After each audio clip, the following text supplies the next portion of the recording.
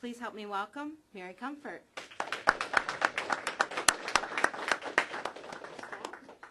Thank you. Thank you, Erin.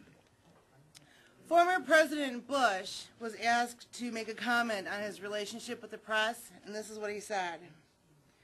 "I'm not going to discuss what I'm going to bring up. Even if I don't discuss it, I'm not going to discuss it." Now, ladies and gentlemen, some of you are looking at me the same way the audience probably did when George Bush spoke those words. Clarity is perhaps the most important thing you can do to start polishing your public speaking skills right away. Clarity along with confidence and conclusion. Well, let's talk first about clarity. When you have the luxury of preparing your comments ahead of time, I have a technique that I use. I ask myself at any point during my preparation, I ask myself, what is my point?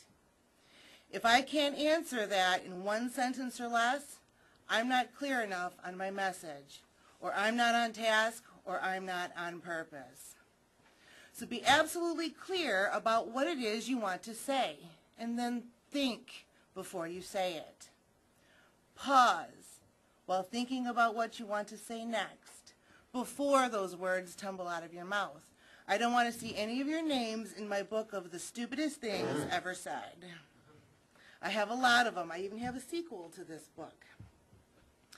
Most of the time, the audience will forgive you for minor grammatical errors, minor verbal gaffes, but they can quickly add up, and you can become notorious for those things. Take Dan Quayle, for example. He was asked in public to defend all of his mistakes, and he said, "I stand by all my misstatements." What does that even mean?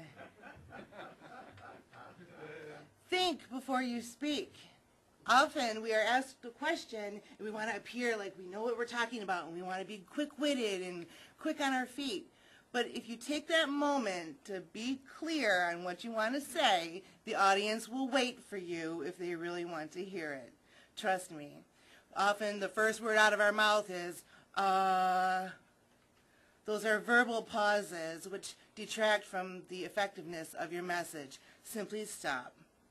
Silence is a rarity in this on-demand world we live in, and we often fill those pauses that the audience needs to absorb what it is we're saying.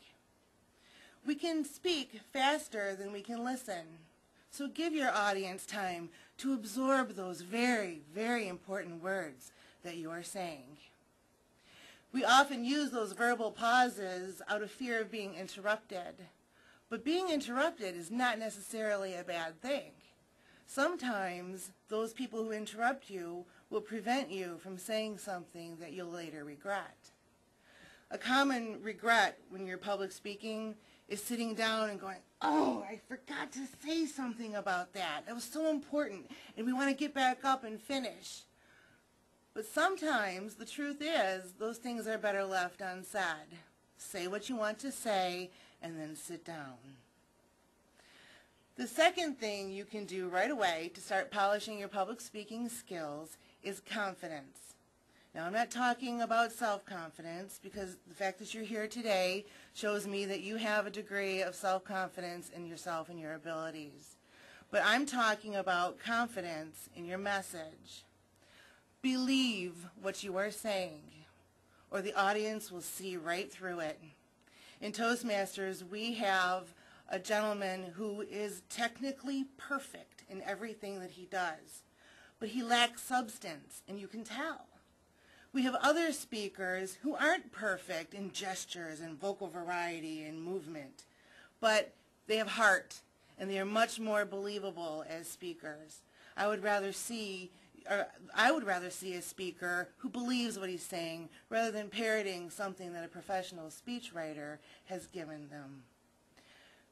New Mexico Senator Joe Montoya was supposed to give a dinner speech in Albuquerque, and he was running late. Mistake number 1. Always be early when you know you are speaking. You have a chance to survey the room. You might get a chance to chat with some of the audience members to get a feel for what they're all about.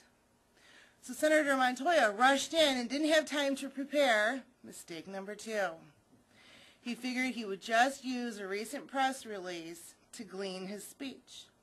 So he rushed up to the podium, and by the way, this is a lectern. A raised platform that you stand on is a podium. So whether Montoya went to the podium or the lectern, he started and said, "Ladies and gentlemen, it is great to be here with all of you this evening." All right, so far so good. But then he looked at his notes and he said, "For immediate release only." True story. It's hard to believe that Joe Montoya actually knew what was about to come out of his mouth. So confidence in your message and knowing what you want to say is very important. The third thing that you can do right away to start polishing your communication skills is conclusion. The audience will usually only remember about the last 10% of what you say. In all great speeches, whether you are speaking for 30 seconds or 30 minutes, all great speeches are made up of a clear opening, body, and a conclusion. So even if the first word out of your mouth is, okay, so, all right, this is kind of what I wanted to say. And then your entire body of your speech is filled with Bushisms. If the audience is still with you, you still have the opportunity to make a lasting impression. In your conclusion, make it good. Make your conclusion brief, strong, and memorable. Make it brief. Have you ever heard a speaker who you thought was done and the audience started clapping and then they went on to say something else? Take your kudos when the audience loves you and then stop speaking. Let them love you and leave it at that. Make it brief. Make it strong. Make it memorable. Now, there's all sorts of things you can do to develop these kinds of skills, and your chairpersons today recommend Toastmasters International. Now, the features of membership in a Toastmasters club are just endless. But first of all, I want to tell you that it's convenient. We have Toastmasters clubs all over the world. So even if you're thinking of moving to China, you can find a club there. It's a small time commitment. Most of those clubs meet once a month or twice a month or maybe once a week for 1 or 2 hours. You are certainly not required to go to every single meeting, so you can decide how that is going to work out for you. You are the pilot of your own program. But in addition to communication skills, we're not just public speakers, we're leaders. We teach leadership skills. In our clubs, we have club officers, presidents, treasurers, vice presidents, who actually campaign for their office. Now, what a great opportunity to practice campaigning in a learning environment where your peers are going to be honest with you and tell you what they think. That's another benefit, is evaluation. Evaluation is the heart of the educational program. Knowing how well you're doing and what you can do to improve is very valuable, especially because you get the opportunity to say what you mean and then be evaluated by an experienced Toastmaster who's going to tell you what you can improve on before you give that presentation to City Council. Before you meet your voters face to face, before you participate in a debate. Structure. Our meetings are very structured. We have governing bodies, we have committees, we have voting, we have elections, and it is all governed by Robert's Rules of Order, or parliamentary procedure. That is a tough skill. I've done it. I know how nerve-wracking it can be to have all of these people watching, waiting for me. How am I going to handle that motion? We have training modules to help you with all of that. Well, there are even further benefits. It's a self-paced program. You get to decide how much you do and how often. It's a safe, neutral environment. Politics and bias are not part of the program. Public speaking skills are the same whether you are Libertarian, Democrat, or Republican. Effective communication is a great skill to have.